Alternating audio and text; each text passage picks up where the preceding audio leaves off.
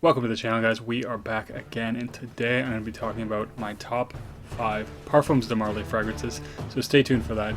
And if you like the content, hit that like and subscribe button. I really do appreciate it. So I decided to do a top 5 for this brand. I don't know that I have done one yet, but I think it's, it is one of my favorite brands, so I definitely want to talk about them a little bit. So you know what? I'm not going to waste any time. I'm going to get right into it. And I'm going to start with, I do have a couple of honorable mentions I'm just going to briefly mention.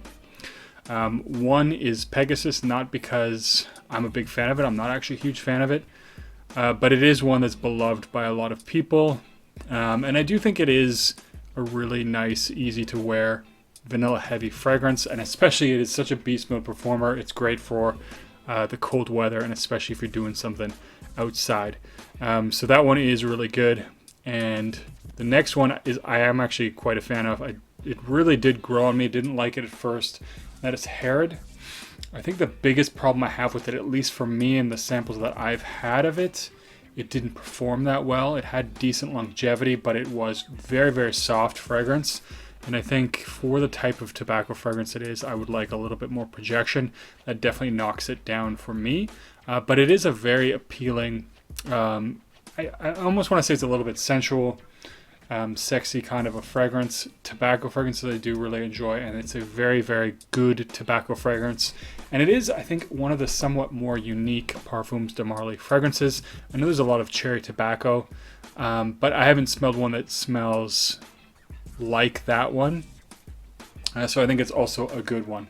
But I'm going to get into the list, and number 5 spot goes to Carlisle.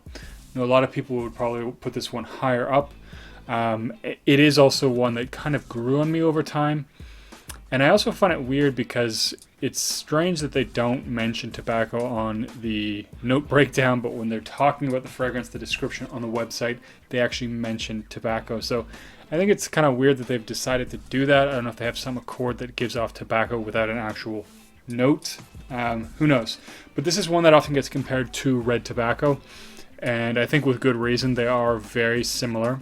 I do find the opening a little bit different than red tobacco.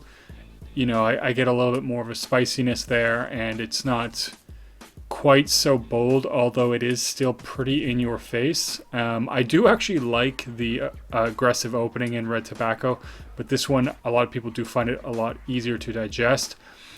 And I like the way it dries down. So it is one of these fragrances that has more of this kind of aggressive tobacco-y kind of an opening that dries down into a really nice, creamy, almost chocolatey kind of a vibe. So it does transform quite a bit from the opening to the dry down. And the dry down is just very, very smooth, very enjoyable.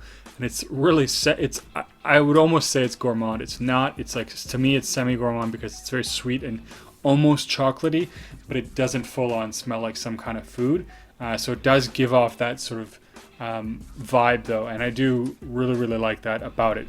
So that is number 5. Number 4 is actually going to go to Layton. Now this is one that I kind of waffled a little bit on this one, and I will say I do like it much better than the Exclusive. I'm actually not a big fan of the Exclusive. I do like a lot of the notes that are in it. It has oud, it has coffee, it has civet. But it doesn't, for me, work with the Layton DNA. It's a lot darker, which is fine. I love dark fragrances, but again, to me, Layton is one of these fragrances that's great because it's such an easy-to-wear fragrance that is very appealing to a lot of people. As far as Parfums de Marly go, it's my second most complimented, so there is that effect if you're looking for that. And I think it's one that's very versatile and you can wear virtually anytime you want.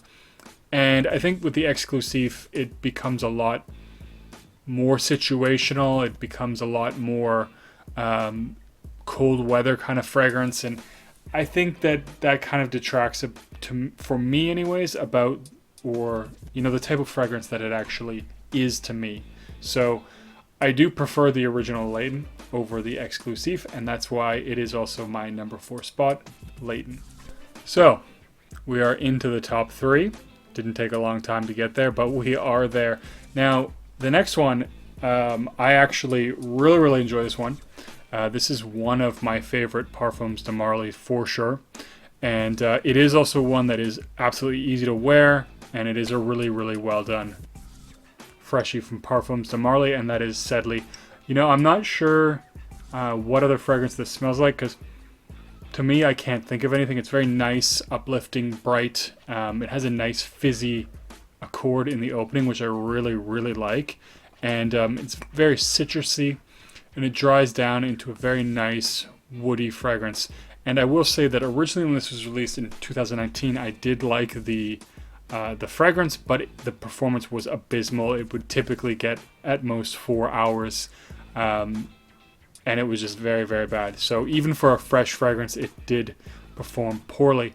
Now the 2020, which is what I have and what I bought, they really did rectify the problem, and I appreciate that they did that, because a lot of people were saying, look, this needs to perform more like a Parfums de Marly fragrance. And I definitely think that they've done that with this one. So this, honestly, now if I put 2 sprays of this on, I will be getting whiffs and sillage for like 3 or 4 hours, and it lasts easily 8+ hours. And that's actually really good for a freshie. It is actually almost to the point where they've kind of almost overdone it. It's just performs too much, almost, for the kind of fragrance that it is. Especially, it's very strong, and very long lasting, great sillage, great projection. So again, this is a really good one. I know I watched a video where Jeremy was talking about this, and he was saying something about it being like a lemon fragrance.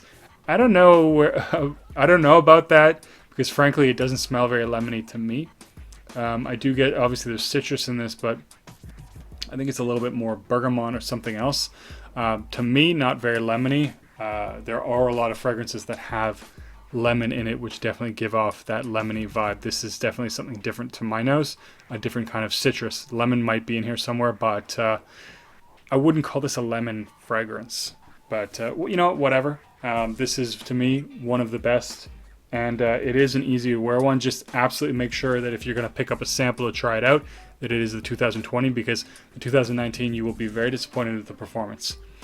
Now the next one is one of the hidden gems from the house, if you want to call it that way, or one of the ones that's just not talked about that often, and that is Galloway. Galloway, actually the first fragrance I think I ever reviewed on my channel, and I did it precisely for the same reason, that this is a fragrance that is not talked about a lot from the house, and it is one that I just find really enjoyable. Now, first of all, I do like the pearl color for the bottle. It just looks really sleek. But also, this is just another really great, long-lasting, fresh fragrance. So it has a little bit of pepper in it to give it a little bit of spice, a little bit of intrigue, but it also has this very nice bergamot in the opening that lasts a pretty good amount of time to give it a bit of a citrusy edge. And it has musks in it. So the musk is a very clean musk. Comes across sometimes, especially in the opening, like fresh water, which I do actually really like, that it has this sort of fresh water accord, if you want to think about it that way, without actually being an aquatic fragrance. And it's just one of those clean, easy to wear fragrances that I think you can wear easily to the office. So it is a nice, fresh, clean fragrance, one of those fresh out of the shower fragrances, and it is luxurious and classy enough that I think, you know, it is something that, to me, someone who's like the boss of the office or whatever could easily wear this kind of fragrance, because it is a classy fragrance, very clean and refined. So it is another good one, another one that is underrated or untalked about from the house, and really enjoy that one.